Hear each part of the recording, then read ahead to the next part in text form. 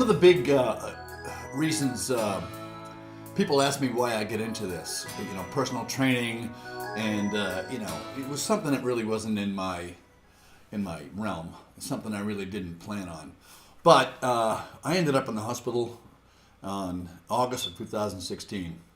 I had a serious Xanax habit, and in frustration, my marriage was ending, my business was ending. I picked up a drink.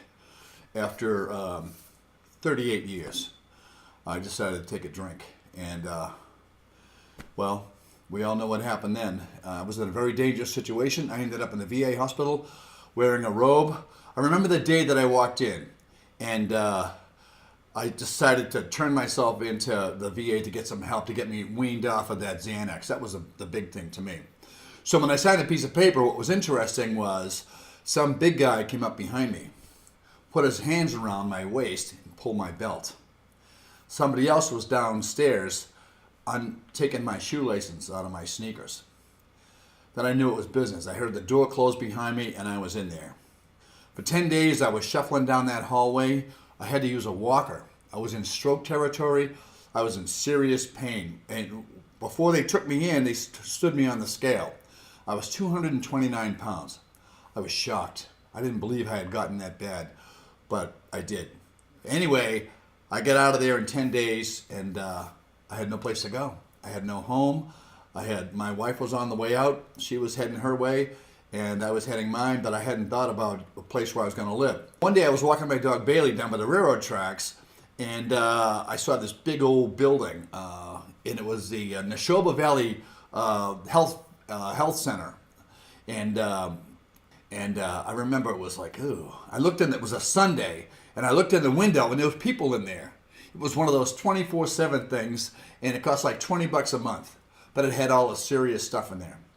Anyway, I had nothing else to do with my life. So I started going down there, walking there, 900 steps. I know it was on my Fitbit. And I'd go in there, and I would just try to sort my frustrations out.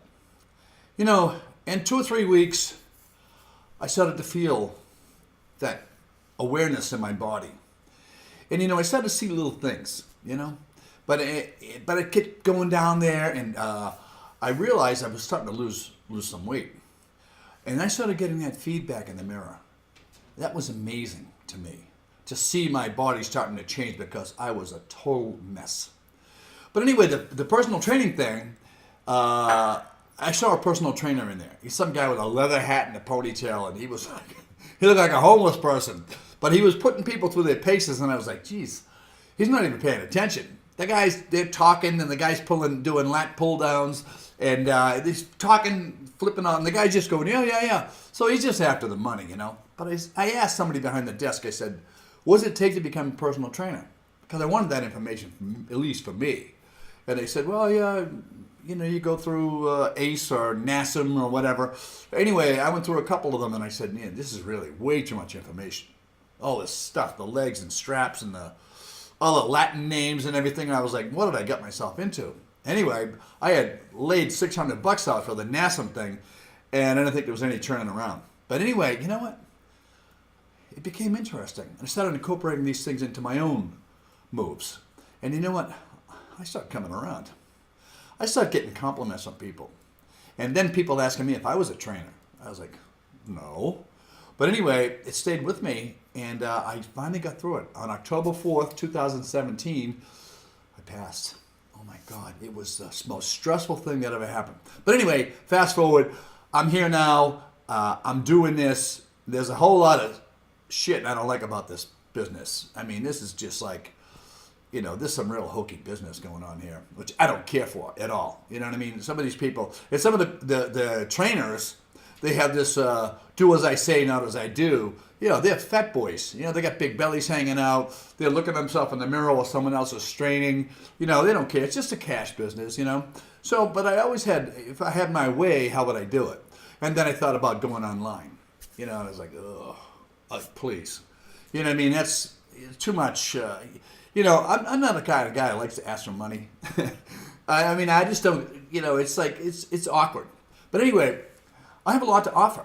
And I found out that I do, that some of the conversations I have with people, I have the nutrition side. which has always interested me. And being a professional chef all those years, you know how food kind of works together, and I've always had a passing interest in nutrition. But nutrition is the key.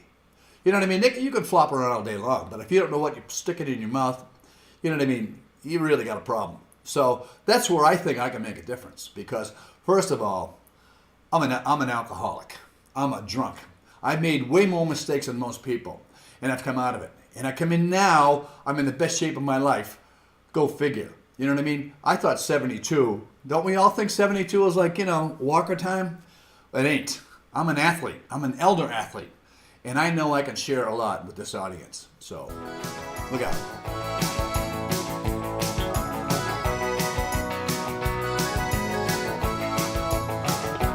Woo-hoo.